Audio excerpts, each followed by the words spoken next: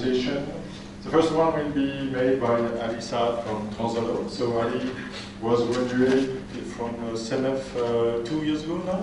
2 years ago. Yeah, as a very impressive work during his PhD thesis, and all he did during this time was included in the software THERCAST for the casting and simulation. So you will have an example of what he did within this presentation. So please, Ali, your turn. Thank you. Thank you, Olivier. So today I'm going to present investment casting modeling with the lost marks technique, including geometries meshing. So this presentation comes in the context of TRANSVALOR's strategy, trying to give more applications in the investment casting and foundry casting more generally. Okay, so my presentation's outline will be, first of all, introducing the investment casting process. Then I will show the latest implemented module to compute the hollow shell, which is the mold that we use in investment casting. Third, I will show a simulation setup, an example, where I'm importing the computed hollow shell, which I will present in the second point. And before I conclude, I will show an analysis of the temperature results, both with the grain structure analysis. So to begin with the investment casting process, the investment casting is a very old and very reliable technique. So the idea is to replicate a metal part by fabricating a wax model. So for example here, we can see that we have a wax model that we need in order to fabricate the same part in metal. And so the idea is to use a shell, okay, a mold, that I will show in the next one. So the advantages of investment casting is that we can cast very complex geometries, but also keeping a very high dimensional accuracy, which means the surface is very highly reproduced for all the models. It's very reproducible, and it is cost effective because we do not have to do any additional machining. So nowadays we still use almost exclusively investment casting to fabricate turbine blades, which we can see here. But also we can see it in medical equipments, firearm components, and even in jewelry, as we are seeing here. So what is the investment casting process? In just simple steps, the idea is we have a metal that we need to replicate or to cast. So we will fabricate a wax model by injection molding, and then we have several wax models that are integrated into what we call a wax tree. This is what we see here. Then this wax tree is used to fabricate a shell or mold by dipping the wax tree into a refractory slurry, okay? Which means by dipping this model within the slurry, we are forming a ceramic coating around the wax. Now this coating process can be repeated, the dipping can be repeated several times until a certain thickness is reached. The idea then is to put this ceramic shell, which is formed around the wax model, within an oven. Okay, so we put it upside down. This is of course an example. And we fire this mold in order to molten the wax. And having done this, we have an empty cavity within the mold, and this is how we fabricate the mold. Okay, so this is why we call it hollow shell. Okay, so hollow shell because it's empty on the inside.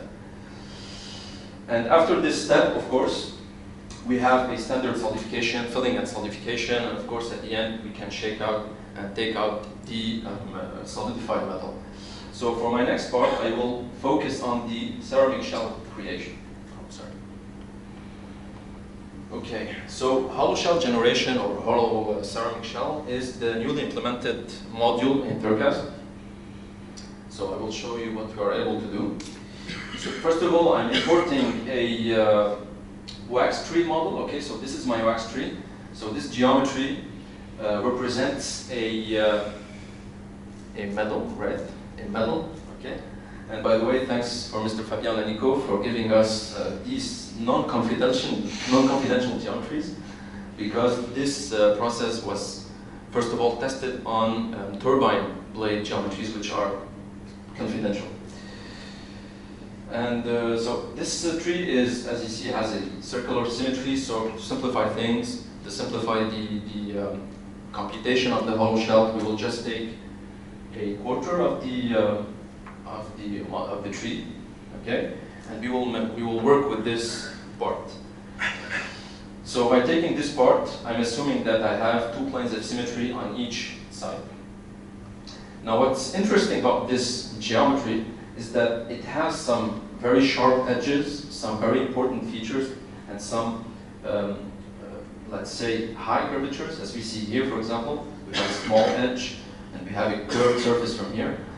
And so why is that important? Is because we would want that the shell, the inside of the shell, the inside of the mold, to be topologically 100% coherent with this surface, which is something that we'll see later on. Okay, so the hollow shell generation is made possible with this fairly simple interface. So this interface exists in the preprocessor, which is GL-Pre for now. As we speak, this is being implemented in the new version of NXT, we will call it the version. Okay, so NXT, THERCAST NXT. So this visual may change a bit, but the functionality is the same. We have only 4 simple steps to generate this mold from the metal.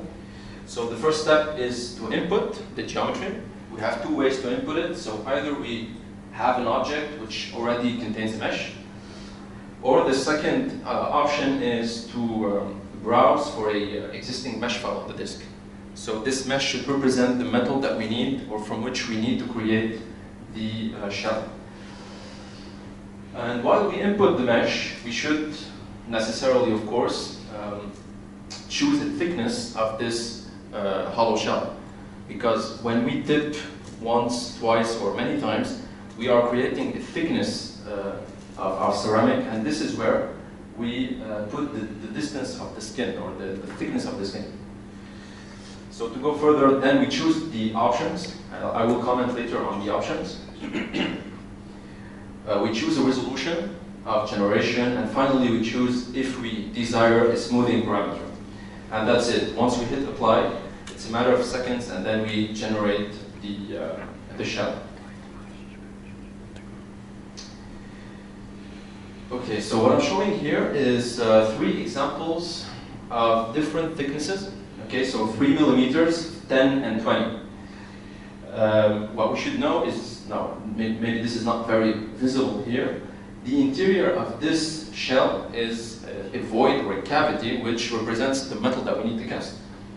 And so what is very interesting about this generation is the fact that when we increase the thickness, the module automatically determines the best shape, let's call it the optimized shape, whether it needs to close some corners. For example, here, while increasing the thickness, we see that some corners get joint, and this is what should be I won't say the real mold, but this is what the mold would look like. Now, maybe for people who are expert in investment casting, maybe 20 millimeters is a lot, so this is only hypothetical. This is just to show what we can do. Okay, so about the resolution parameter, it's interesting to know more about the resolution. So resolution is, let's call it some kind of mesh size, okay, that we need to model the external surface of the mold. Because as I said, there are 2 surfaces, the internal and the external. So resolution is the mesh size that we need to model the external skin, or the external surface. So as you can see, I have done 3 examples also, 70, 100, and 400. These are just levels. They do not represent any any unit, not meters, not millimeters. This is just an indicator of resolution. And we can clearly see that from 70 to 400, we have a change in the model shape. Now, naturally, we would tend to say, okay, I will choose naturally the 400. But this may not always be the case.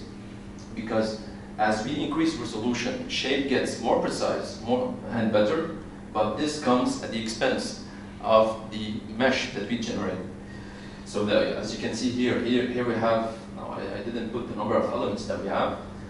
Let's say we have a certain number, here we have more, and here we have a lot of surface elements. Let me remind you that these are only surface curves or surface objects. So until now I haven't meshed the volume. So maybe the best practice here is to do some tests, okay? To test with several values of resolution to see what is the best compromise in terms of shape precision versus the number of elements that we use. Next is the smoothing parameter. Now this is very interesting because usually, so what I'm doing here is I'm taking one resolution, okay, so here is the 200, and I'm changing the smoothing parameter. So from 0, which means there is no smoothing, 50, medium smoothing, and 100, maximum smoothing. And so actually what we notice, maybe it's not very visual to all of you, but if you notice here, you see this blocky shape, okay? And if we go further, we see that this blocky shape gets more smooth. And again, there's another example which is here. If you remember in the first slides, I said there are these very sharp edges, and high features, and this is what we see here, these edges here. Okay, and when we smooth, we see that these edges become even more smoother. Now, if we put the mesh, we can notice one thing, is that if we do not activate smoothing, we see here that we have a rather structured mesh, and while we smooth, the mesh transforms into something less structured, which is, let's say, better for our finite element solvers. Now, there's a very important thing about smoothing or not smoothing the surface, which is, since in investment casting, surface-to-surface radiation is a very important, let's say, solving option that we will show later. This will highly depend on the, let's say, on the surface smoothness, which means, let me explain. If we are accounting for surface-to-surface radiation, the way these surfaces see each other depends a lot on how smooth is the surface, okay? So just to say that this is a very important thing to take into account. And the other thing is that since the hollow shell comes from dipping the wax into the ceramic, naturally this is something impossible, okay? So if we need to converge to a real shape, we may need to put at least 10 or 15 in terms of smoothing. Okay, so now to go for the options. So as I said, there are several options possible. If we do not activate any option, usually this is what we generate, okay? So what we see here is only a shell without the interior of the shell. Now this is maybe without any use. The minimum required option is to dip the thick shell. So thick shell means I'm computing the outside skin, but I'm also including the interior surface which comes from the metal I need to fill in, which is the cavity. And finally, if we take on thick shell plus volume mesh, well, naturally we will fill with tetrahedral elements. Now, the reason why we have these possibilities is that when we have a metal part that we need, from which we need to create the hollow shell, it may be useful in the beginning to do some tests actually. And testing with this option is better actually because we do not have to wait for tetrahedral mesh to be completed. So once we know that, we know the most optimal resolution and smoothing parameters, now we can hit on the thick plus volume, and then we are sure that we have formed the final shell, final mold. Okay, here I'm just showing an animation on the inside. So as you can see here, in the whole thickness, there's nothing. It's really empty. Well, here we can, maybe I can, it's okay. Here we have two surfaces on the inside. Okay, and again, here it's the same as this case, but we have tetrahedral volume elements. Let me remind you, of course, that in order to do a computation or simulation, of course, we need this case, okay? So even if we click on thick shell, eventually we would have to mesh in the volume. Okay, so the symmetry planes option is another interesting option because, as I said in the beginning, I didn't take the full wax tree model. I only took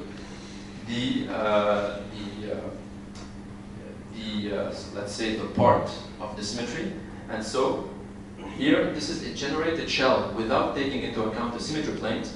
However, if we take into account the symmetry planes, we will see that we would cut out this part and this part, leaving this cavity where we need to fill the metal. And the final option that we need to see is the outer layer optimization. Now, this optimization, we've done it because of a certain limitation that we've seen in radiation computations. Usually, if you only generate by default the hollow shell, you would get something like that. So I'm saying inner layer is intact, outer layer is intact because the mesh size on the inside and on the outside is the same. However, if we activate optimization, we will see that the inner layer stays intact while we coarsen the outer layer. Now, this is a rather smart move because when we do when we do radiation computations, we know that only the outside surface comes into play, and while the inside we need it always very fine because we have the metal which has the same mesh, so we do not need to change the topology on the inside, but only on the outside. And by doing so, we can make radiation computations a lot faster.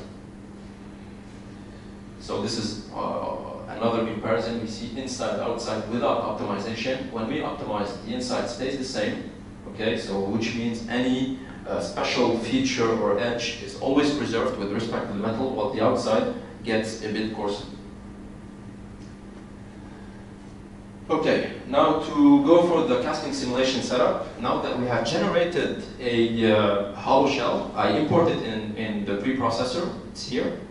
And in green, we have the metal geometry, okay? So this is the green geometry that I have used to generate this hollow shell. So here I'm just giving a very simple setup. We import geometries, we set the contact conditions. We have a water cooling. This is only hypothetical, this is not a real case. And then finally we set the general simulation parameters.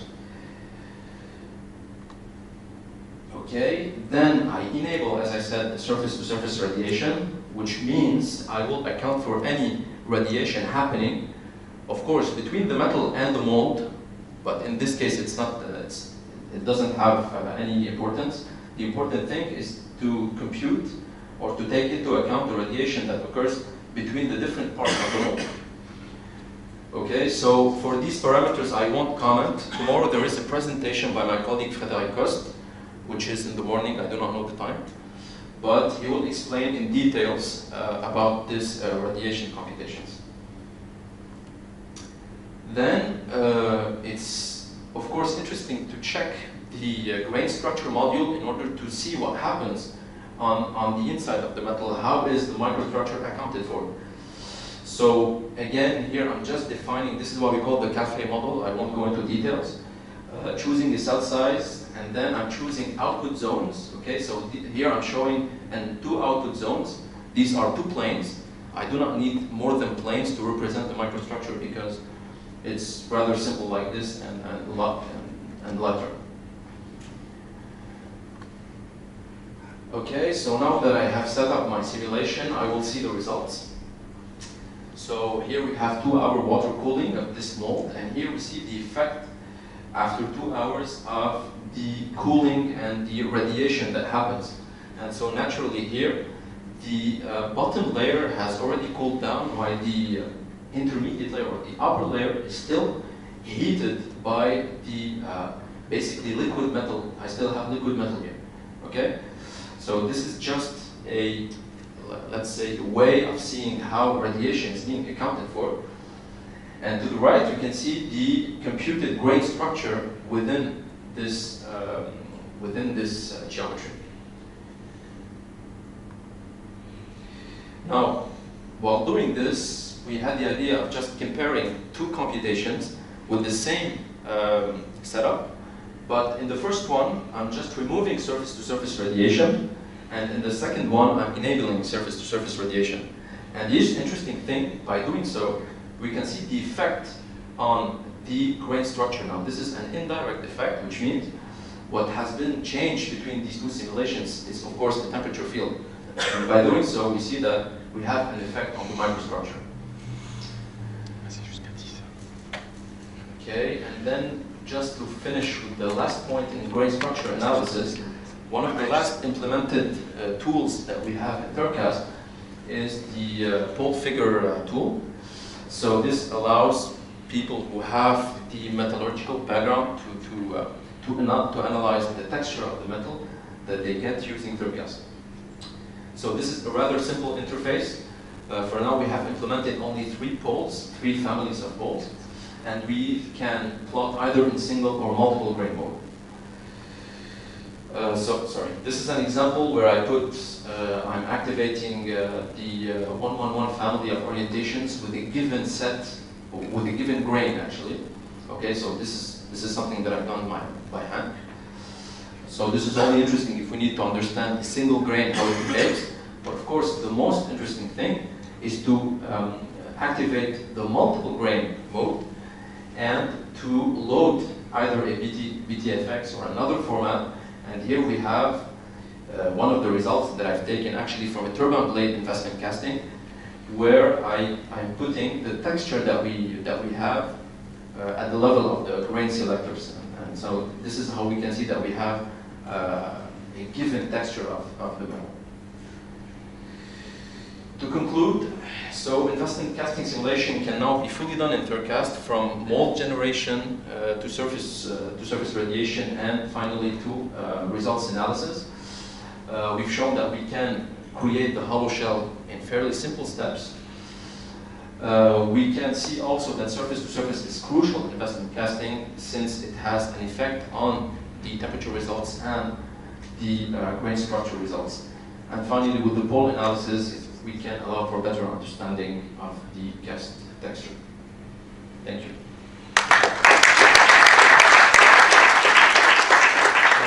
Thank you very much for this very impressive, I would say, as always, presentation and work. So we have just time for one question. I suppose there are many in the audience.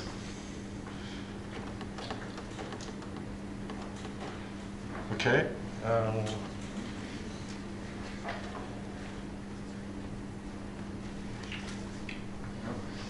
I'm surprised by the ratio between fine mesh inside and outside. Yeah.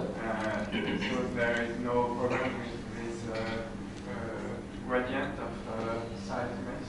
Yes, actually to do this coarsening on the outside while keeping the inside fine, we do take a certain thickness, we do take a certain number of element layers. So I think in this example we had between 2 and maybe 3. I can maybe show you this later. But to prevent any gradient problems, yeah, we should have at least 2 or 3 element layers. Now, the problem with this outer layer optimization is that it could be geometry dependent. So of course, the user should use it somehow in a cautious way. So if we see that we may have some problems, we should not use the outer layer optimization. In this example, it was good. We didn't find any grading problems. Okay. No? Okay. Sorry. So thank you once again, Ali.